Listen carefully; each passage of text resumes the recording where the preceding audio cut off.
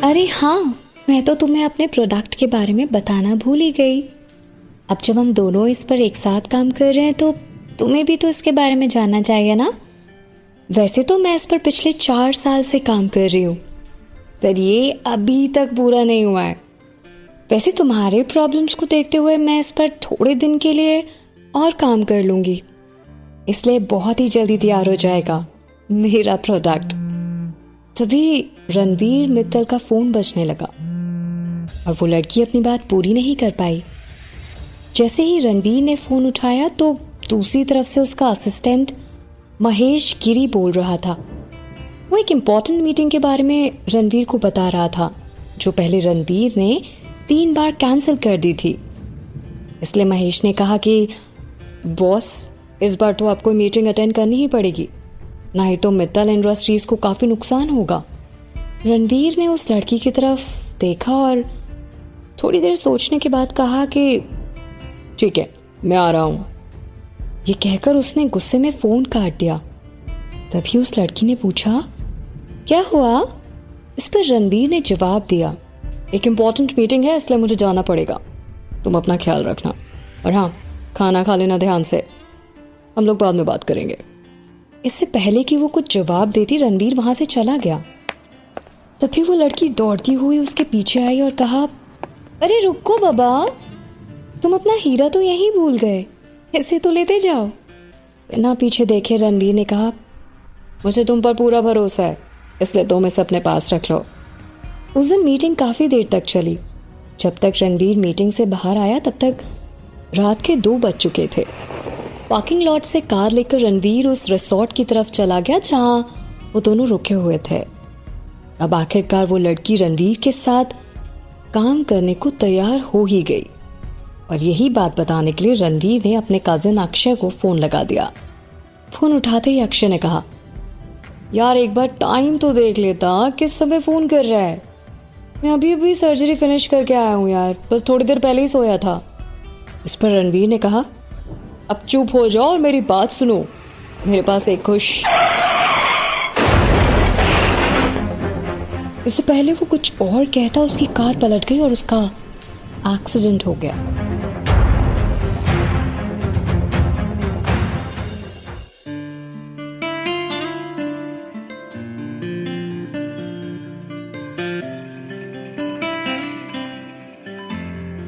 Accident के 3 महीने बाद टेबल पर रखा कांच का फूलदान नीचे गिरकर टूट गया और पूरा कमरा कांच की खनखनाहट की आवाज से गूंज उठा। तभी रणवीर ने कहा, ये तुम क्या कर रहे हो? वो लड़की अचानक कहाँ चली गई?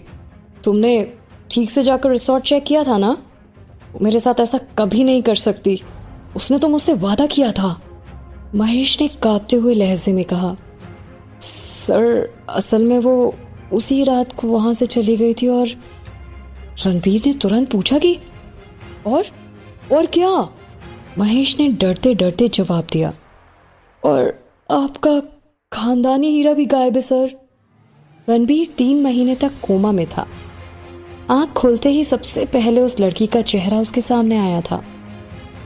तभी अचानक उसने अपने कजिन अक्षय से कहा, किसी को बोलो जाकर कि एक बार रिसोर्ट में चेक कर ले। अक्षय ने, तुम इसके बारे में चिंता मत करो, वो जहां भी होगी ठीक ही होगी। इस पर रणवीर ने गुस्से में कहा, अब तो 3 महीने से ज्यादा हो गए हैं, मैंने उससे वादा किया था कि मैं उसकी मदद जरूर करूंगा, पर उस रात के बाद मैं कभी उसके पास लौट के ही नहीं गया।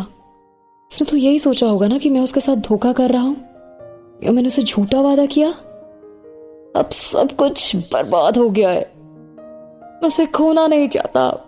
प्लीज तुम जहां भी हो वापस आ जाओ, प्लीज वापस आ जाओ। रणबीर की ये बातें सुनकर अक्षय को थोड़ा अजीब लगा और उसने कहा कि ये तुम्हें क्या हो गया है? कहीं ऐसा तो नहीं कि हीरे के साथ साथ तुमने उसे अपना दिल भी दे दिया है? असल में रणबीर के असिस्टेंट ने उसे ये सब जानकारी फोन पर दी थी और अब उसके सामने खड़ा था। तभी महेश ने कहा, सर मैंने सब जगह चेक कर लिया है, यहां तक कि रिसोर्ट के मैनेजर ने भी यही कहा कि किसी ने भी उसको उस रात के बाद नहीं देखा। रणबीर ने तुरंत पूछा, तुमने बाकी जगह पर चेक किया? बताओ, क्या तुमने बाकी जगह पर चेक किया? महेश ने जवाब दिया, हाँ सर, मैं जहां भी चेक कर सकता था मैंने वहां पर चेक किया। यहां तक कि मेरे साथ एक प्राइवेट इन्वेस्टिगेटर भी था, पर वो कहीं भी नहीं मिली सर। और आपका खानदानी हीरा भी गायब था। तो मुझे लगा कि शायद वही हीरा लेकर। इससे पहले कि महेश कुछ कहता, रणवीर ने उसे बीच में ही टोक दिया, बस चुप हो जाओ, इससे आगे ना कुछ मत बोलना। वो ऐसी लड़की नहीं है, तुम बस उसे जाके ढूंढो, सब जगह चेक करो, शायद वो कहीं हो। ये कहकर रणबीर बेड पर लेट गया और छत में लगे पंखे की तरफ देखने लगा। वो मन ही मन कहने लगा कि तुम जहां कहीं भी हो प्लीज अपना ख्याल रखना, तो तुम्हारे पास बहुत जल्द आ रहा हूं।